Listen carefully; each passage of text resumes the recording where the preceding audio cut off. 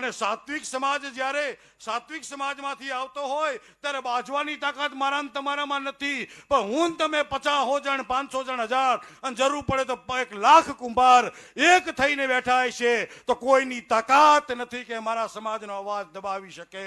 પણ લાખને ભેગા કરનાર કોણ અને ભેગા થનાર કોણ?